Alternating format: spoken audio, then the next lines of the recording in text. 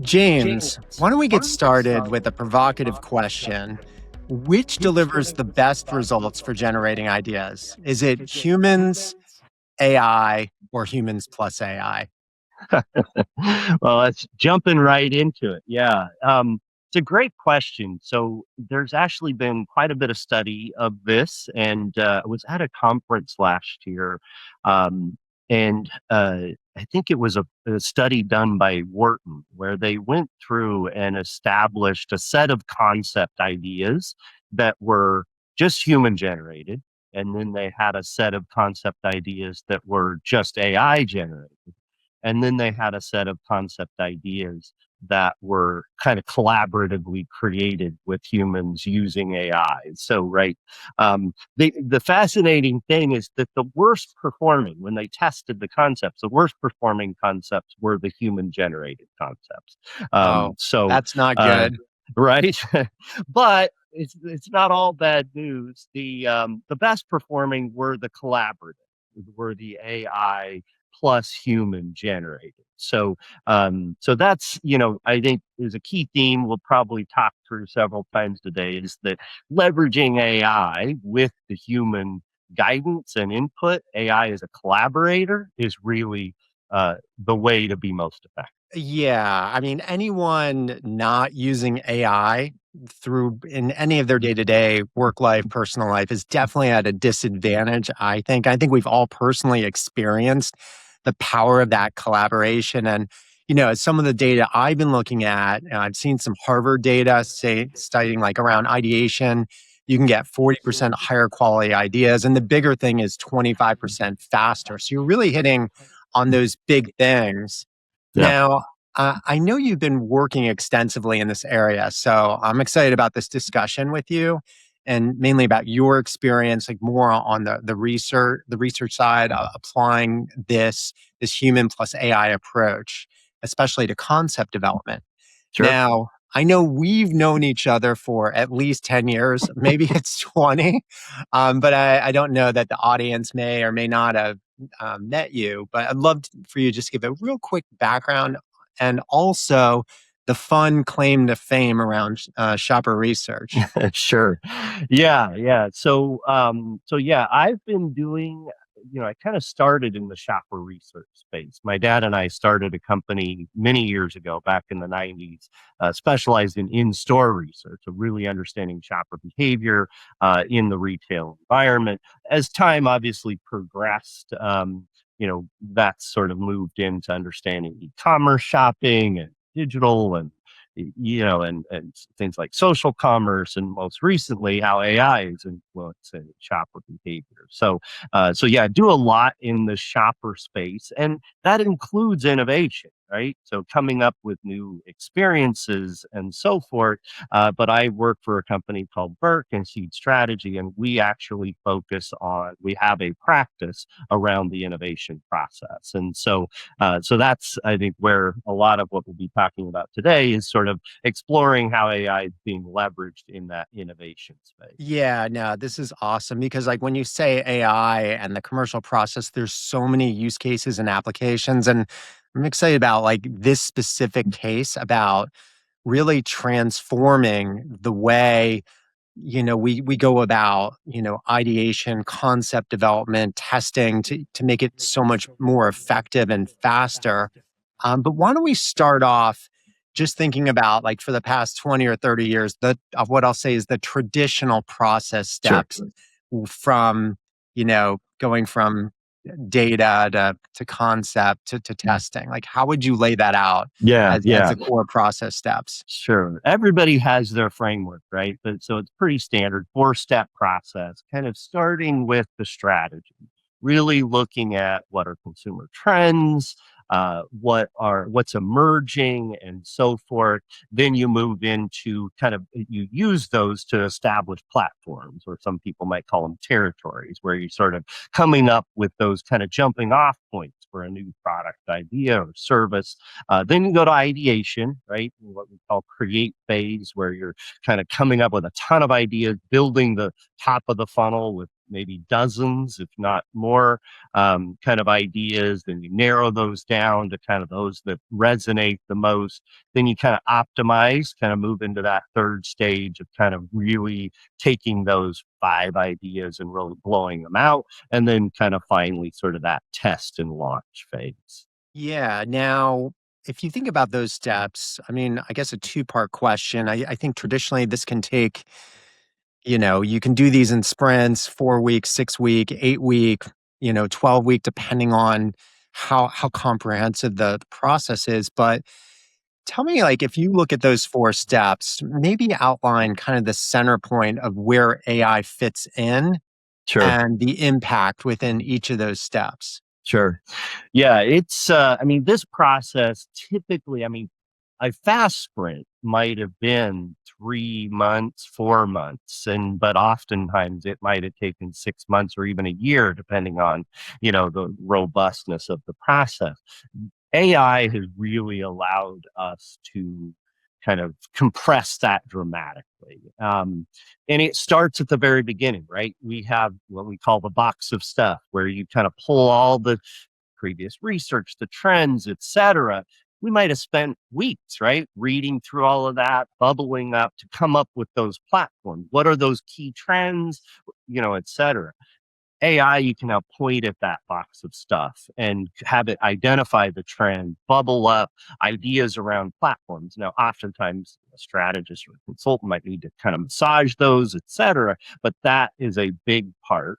So let's Then the round next that state, first yeah, step real quick. yeah, So, just to synthesize what you're saying, yeah, obviously, the first step of any of these processes is to gather all the information, the data, the research, the insights. And you're right. I know I've been a part of, this could take 90 days from a gathering, and then everyone's got to agree on what are the big themes. And I think what you're saying is we could probably this one, would you say like almost 80, kind of shortcut this 80% and probably get a bit tighter, for sure. sharper, and better shaped ideas. So, Absolutely. I mean, what might take weeks is probably less than a week. In most cases. Again, it depends on the circumstances, but could be as little as 3 or 4 days to synthesize all that yeah. information, build out and begin to establish those platforms. Once you have, let's say, those 4 or 5 platforms, then you ideate. AI is great at ideating, right? So you want to come up with 10 ideas for each of the 5 platforms. You just ask and it cranks them out, right? And you got to massage and you got to do a little bit of, oh, this isn't, etc. But that ideation is great. Then you get into narrowing it down. And again, a lot of times that's a research step, might be a qualitative research step. You can do qualitative with an AI moderator or a professional moderator, human moderator, and synthesize the insights through transcripts, and it's called unstructured data analysis, et cetera.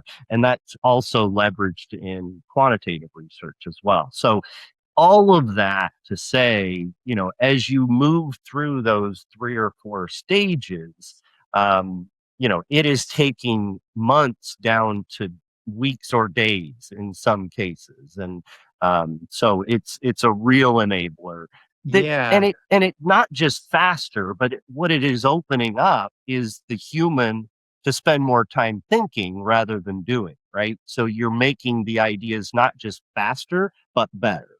So, like, just as a comparison, if I just go back to all these I know ideation sessions I've been in, it's like a half day. You Right. kind of boil it, maybe you get a broad set of 10 to 20 ideas, you boil it down to the five using your typical, kind of size of prize, easy to execute. Like with AI, if like describe like kind of the difference instead of getting 10 ideas, and are we getting 1,000 ideas, or what are you finding in your sessions? Yeah. So I, I don't think it's a matter because you still need to bring the stakeholders along. So there's still a process there where, yeah, you can get AI to produce many hundreds of ideas, but you're still going to need to digest them. So we're typically still dealing in that 50 to 70 ideas, let's say 5 to 10 for each of 5 to 10 platforms, right? Something in that neighborhood.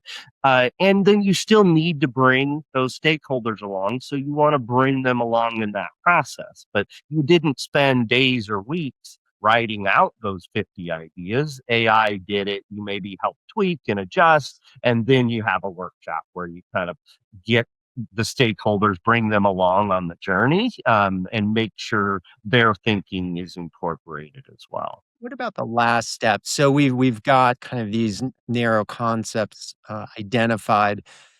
Is does AI play a role in the final step of doing some concept testing, or is that still the traditional approach? It does in two ways. One in creation of the concept, right? So typically the way we think about that ideation process is you produce what we call an idea nugget. It's basically a name and a sentence or two to describe the idea, right? And you might produce 50 or 60 of those.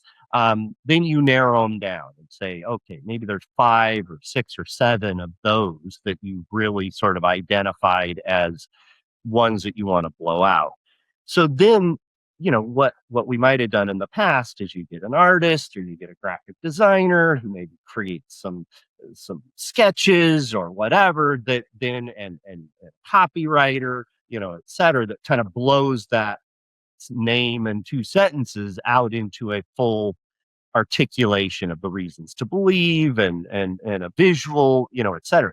AI does all of that, right? So the visual creation, the graphic creation, where it can produce 10 similar quality and style of concepts that then you move into testing. And then, yeah, within the testing itself, whether it be qualitative research or quantitative research, AI is a huge enabler there. And again, to the extent of we can do focus groups or typically IDIs with a qualitative moderator, with a AI doing the moderating, right? So, or we can have conversational AI as part of move away from check the box research in quantitative to actually having AI chatbots probe in a quantitative survey. So those are some of the Yeah. things that are doing I to kind of improve that final step. Yeah, I mean, that sounds like a huge piece because the obvious things with AI are kind of in the upfront, the synthesis, kind of like broad ideation. But the fact, like, we've all been there, like, kind of coming up with some concepts. But the fact that an AI could probably generate 4 different executions of that concept, so it's not that straightforward. There's Yeah. so many ways you could go with it. I'm wondering, I know, you and I have talked about some recent work you've done. Any kind of examples you want to share or sound bites like, hey, I was just doing this recent project and here's some of the impact. Yeah, there was a fun one we just did with it's it's it's a it's a running organization, organizes marathons and half marathons, et cetera. We partnered with them to come up with a run focused on Gen Z, trying to deliver, what would that look like? And so we went through that whole 4 step process, right? Where we synthesize key insights, what might be building out platforms, ideating, having it write concepts, narrow down those concepts. We did research along the way and did it in 27 days from kicking it off. And that included, again, bringing the stakeholders along. We still had to have work sessions with the client to make sure that they were on board and their input was taken into account, and so on and so forth. And we did that in 27 days, which again would have taken months. Under normal circumstances. So, and they ended up with a great concept delivered. They're in the process of executing against that, so we don't have a result per se, but we're able to move that process really, really quick. That's amazing. So I guess the headline there is you're probably doing this thing 80% faster and then getting higher quality outcomes as well. I'm Yeah. curious based on your experience kind of working in this space. I know, like for myself, working with clients, a lot of them are definitely incorporating AI. into many of the steps that we've discussed. But I just want to get a sense check from you, like as you kind of work across industries or clients, like would you say like, okay, 100, everyone's doing it this way, maybe half, or Yeah. you're doing bits and pieces? What's your sense of where are we versus like the perfect state of Yeah. fully leveraging? Well, a typical consultant's answer, it depends, right? No, it's all over the place. I have clients who, and it's for a variety of reasons, who forbid use of AI. They literally are in a place where they are so concerned, understandably, about the confidentiality of their data, where they basically write it into MSAs that say you're not allowed to use, or you have to go through X number of extra steps to use AI in our work, right? And so there's all the way from that all the way to the other end where I have clients who literally in their performance review objectives for the year have, hey, we have to incorporate AI in X way into the process and everything in between. So I would say just in general, as an industry, we're probably pretty early in the process where most companies are sort of just figuring it out, like getting the IT infrastructure, getting the security. I mean, there's a big data confidentiality concerns to make sure Yeah. that proprietary data isn't being fed into models, so making sure that's all behind the firewall, getting all that infrastructure in place, um, while still trying to kind of test and learn and experiment through that process. So if I had to put a percentage on it, I think we're probably 10 to 15% of the Yeah. way to where it ultimately will be. And obviously the platforms themselves are still evolving and improving and so forth. So Yeah. I think there's a lot of runway here.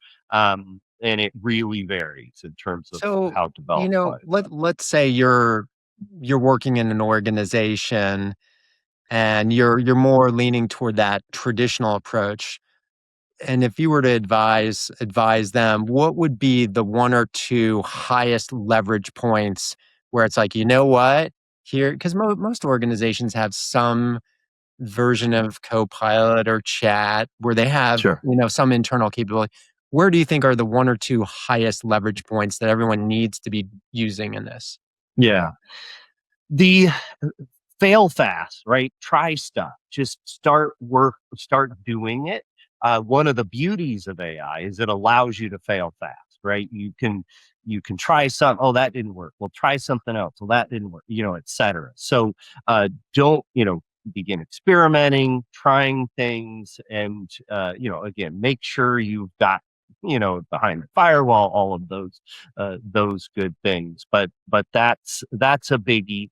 The other big thing, and is the importance, again, going back to almost where we started. The most success is when AI works together with Yeah. a human, right? Like making sure the human and the AI are collaborating and working together, because AI is great, but it doesn't get it all the way there by any stretch. And so making sure that as you're doing those experimentations, don't expect it to give you the answer you need. It will move you down the path a lot more quickly, allowing you to improve it even more. Yeah, and as we kind of wrap this up, I think you've hit on a lot of different themes. If you were to leave the audience with one kind of thing to keep top of mind, around this, like for me, it's always, there's definitely in this world we're going, it's you're at a competitive disadvantage if you're not leveraging AI. And my other thought is AI is not going to do it for you. You really have to be kind of like the leader, and AI is sort of subordinate to that. But in your perspective, what would be like, what's your one or two takeaways around this area? Yeah, it's really, I mean, it's that point of keeping the human at the center, right? Yeah. Like leveraging AI for everything. I literally have it up on my desktop, constantly going to it, et cetera.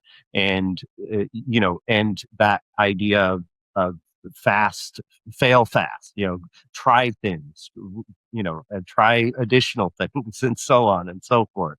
So, that keeping the human at the center, and then experiment, try, everything from as part of the research process to how you ideate to, you know, and everything in between. James, thank you so much for your time, Yeah, your expertise, your perspectives.